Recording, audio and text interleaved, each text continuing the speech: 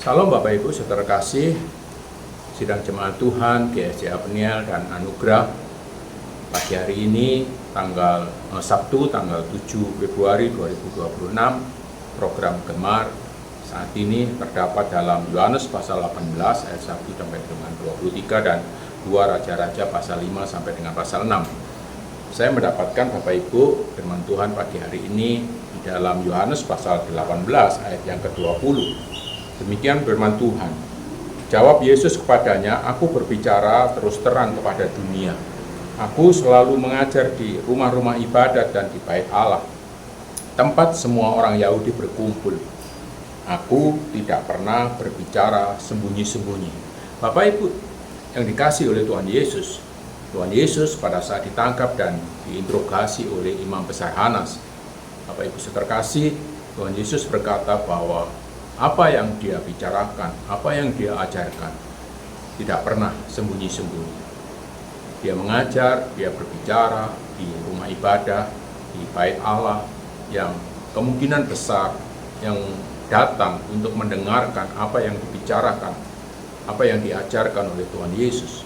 Bukan hanya puluhan, tapi bisa juga ratusan, bahkan ribuan orang. Sehingga pada saat Imam Besar Hanas menginterogasi Tuhan Yesus, maka Tuhan Yesus katakan, apa yang salah dengan apa yang aku bicarakan? Kalau ada yang salah, katakan salah. Kalau tidak ada, mengapa engkau menginterogasi aku? Mengapa engkau mencari kesalahan? Karena pada saat di ayat-ayat berikutnya Bapak Ibu, Tuhan Yesus pada saat berbicara seperti itu, Tuhan Yesus ditampar oleh penjaga bait Allah. Dan Tuhan Yesus katakan, apa yang salah dengan apa yang aku katakan? Kalau ada yang salah, katakan salah. Kalau tidak ada, mengapa engkau menampar aku? Sebuah perkataan yang dilakukan dengan terus terang, sebuah perkataan yang diucapkan dengan sebuah kejujuran, maka tidak akan bisa dicari celah untuk sebuah kesalahan. Karena apa? Sebuah kata-kata yang dilakukan, yang diucapkan dengan jujur, kata-kata itu tidak ada tendensi apapun, bersih. Dan Tuhan Yesus selalu mengajar di tempat-tempat umum, tidak ada yang tersembunyi. Sehingga akhirnya Imam Hanas tidak dapat mencari kesalahan Tuhan Yesus, celah untuk menyalahkan Tuhan Yesus. Sehingga Imam Besar Hanas akhirnya melimpahkan interogasi Tuhan Yesus itu ke menantunya, yaitu Imam Besar Kayafas. Bapak Ibu terkasih, bahwa perkataan yang jujur tidak akan ada tendensi apapun, tidak akan ada yang bisa diputar balikkan, bahkan tidak ada tendensi dan tidak ada motivasi yang jelek, yang tersembunyi. Dan pagi hari ini saya juga mendapatkan Bapak Ibu saudara kasih di dalam 2 Raja-Raja. Kisah ini berkebalikan dengan apa yang diucapkan oleh Tuhan Yesus, di mana seorang seorang nabi yang bernama Gehazi, hamba Nabi Elisa, dengan sembunyi-sembunyi dia berani demi Tuhan, dia mengatasnamakan Tuhan di ayat yang ke-20. Dia katakan, "Demi Tuhan yang hidup, sesungguhnya aku akan berlari mengejar dia dan akan menerima sesuatu daripadanya." Padahal Elisa sudah menolak apa yang akan diberi oleh Naaman. Pemberian Naaman Elisa tolak. Karena apa? Elisa tahu bahwa dia melakukan itu semua hanya untuk hormat dan kemuliaan nama Tuhan. Sehingga Naaman mengatakan, tidak ada Allah yang dahsyat, Allah yang benar selain Allah Israel. Tetapi Gehazi memanfaatkan itu. Dengan dia sembunyi-sembunyi, dia lari mendapatkan Naaman. Untuk apa? Untuk mendapatkan keuntungan.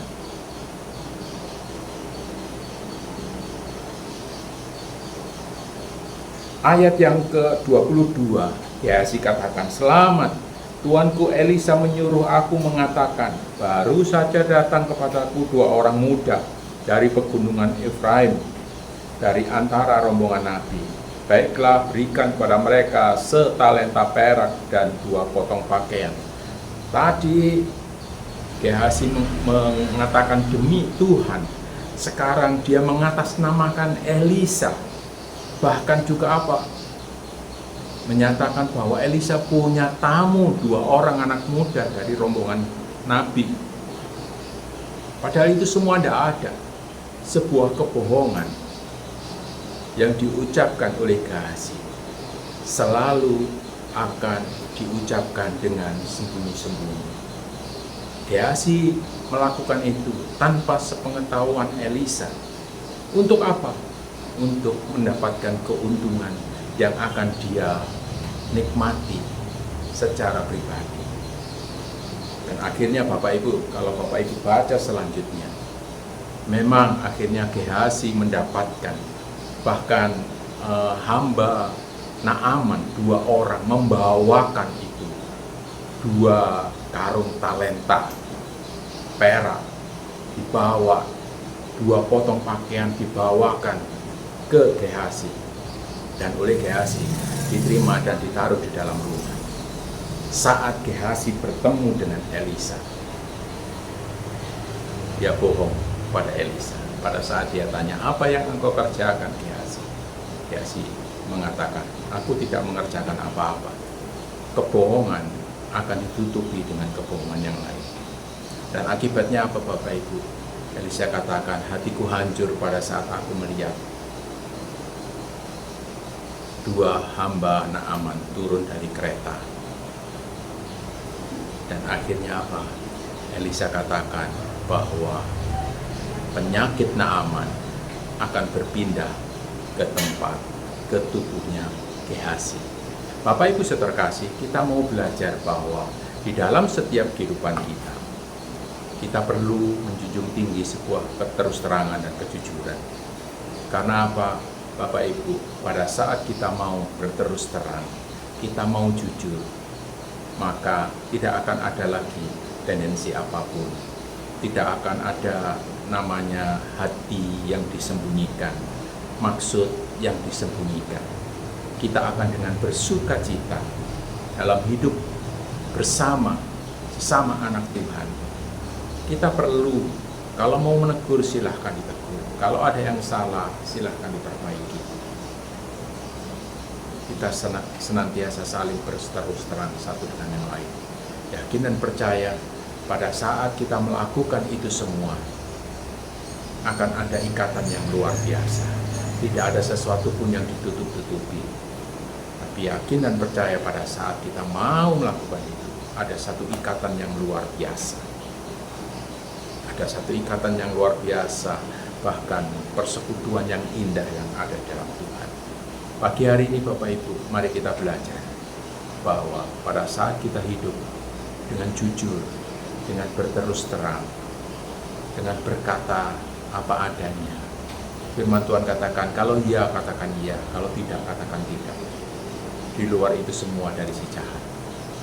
Maka mari kita membebaskan hidup kita tanpa satu beban apapun, untuk kita saling memperhatikan satu dengan yang lain, saling menasihati satu dengan yang lain. Saya yakin dan percaya pada saat kita melakukan itu semua, Bapak Ibu terkasih, kita akan bersuka cita bersama di dalam Tuhan. Puji nama Tuhan, pagi hari ini kita mau mengawali kehidupan kita dengan kita senantiasa bersyukur kepada Tuhan. Mari kita berdoa. Kami mengucap syukur Tuhan pagi hari ini atas kasih kemurahan yang Tuhan sudah berikan dalam hidup kami.